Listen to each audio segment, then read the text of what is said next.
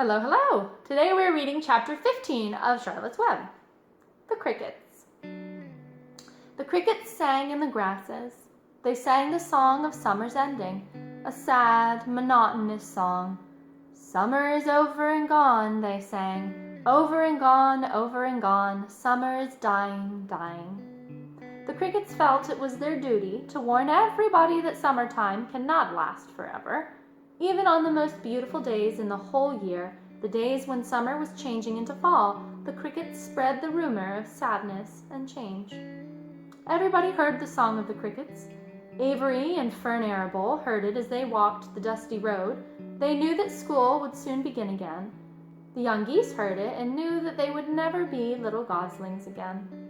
Charlotte heard it and knew that she didn't have much time left. Mrs. Zuckerman, at work in the kitchen, heard the crickets, and a sadness came over her too. Another summer gone, she sighed. Lurvy, at work, building a crate for Wilbur, heard the song and knew that it was time to dig potatoes. Summer is over and gone, repeated the crickets. How many nights till frost, repeated the crickets. Goodbye, summer, goodbye, goodbye. The sheep heard the crickets, and they felt so uneasy they broke a hole in the pasture fence and wandered up into a field across the road. The gander discovered the hole and led his whole family through. As they walked to the orchard and ate apples that were lying on the ground, a little maple tree in the swamp heard the cricket song and turned bright red with anxiety. Wilbur was now the center of attraction on the farm. Good food and regular hours were showing results. Wilbur was a pig any man would be proud of. One day, more than 100 people came to stand at his yard and admire him. Charlotte had written the word radiant, and Wilbur really looked radiant as he stood in the sunlight. Ever since the spider had befriended him, he had done his best to live up to his reputation. When Charlotte's Web said some pig, Wilbur had tried to look like some pig. When Charlotte's Web said terrific, Wilbur had tried to look terrific. And now that the word was radiant, he did everything possible to make himself glow. It's not easy to look radiant, but Wilbur threw himself into it with all his will. He would turn his head slightly and blink his long eyelashes. Then he would breathe deeply, and when his audience grew bored, he would spring into the air and do a backflip with a half twist. At this, the crowd would yell and cheer. "How's that for a pig?" Mr. Zuckerman would ask, well pleased with himself. "That pig is radiant." Some of Wilbur's friends in the barn worried for fear that all this attention would go to his head and make him stuck up, but it never did. Wilbur was modest. Fame did not spoil him. He still worried about the future, as he could hardly believe that a mere spider was able to save his life, and sometimes at night he would have a bad dream. He would dream that men were coming to get him with knives and guns. But it was only a dream. In the daytime, Wilbur usually felt happy and confident.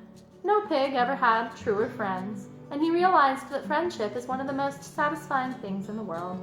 Even the song of the crickets did not make Wilbur too sad. He knew it was almost time for the county fair, and he was looking forward to the trip. If he could distinguish himself at the fair and maybe win some prize money, then he was sure that Zuckerman would let him live.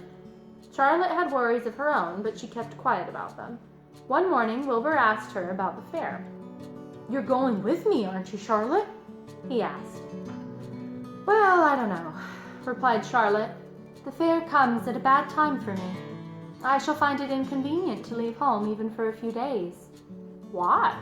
asked Wilbur. "Oh, I just don't feel like leaving my web. Too much going on around here." "Oh, please come with me," begged Wilbur. "I need you, Charlotte. I can't stand going to the fair without you. You've got to come." "No," said Charlotte. "I believe I'd better stay home and see if I can't get some work done." "What kind of work?" said Wilbur. "Egg laying. It's time that I made an egg sack and filled it with eggs." "I didn't know you could lay eggs," said Wilbur in amazement. "Oh, sure," said the spider. "I'm versatile." "What does versatile mean? Full of eggs?" asked Wilbur. "Certainly not," said Charlotte. "Versatile means I can turn with ease from one thing to another. It means that I don't have to limit my activities to spinning and trapping and stunts like that." "Oh, why don't you come with me to the fairgrounds and lay your eggs there?" pleaded Wilbur. "It would be wonderful fun." Charlotte gave her web a twitch and moodily watched it sway. "I'm afraid not," she said. "You don't know the first thing about egg-laying, Wilbur. I can't arrange my family duties to suit the management of a county fair. When I get ready to lay eggs, I have to lay eggs, fair or no fair. However, I don't want you to worry about it, or you might lose weight. We'll leave it this way. I'll come to the fair if I possibly can." "Oh, good," said Wilbur. "I knew you wouldn't forsake me just when I need you most." And all that day Wilbur stayed inside, taking life easy in the straw. Charlotte rested and ate a grasshopper. She knew she couldn't help Wilbur much longer. In a few days she would have to drop everything and build a beautiful little sack that would hold her eggs. Well, that chapter was short and sweet, but check out my other video that I posted today. I did the song from the movie that Charlotte sings about seasons changing. We'll see you next time. Bye!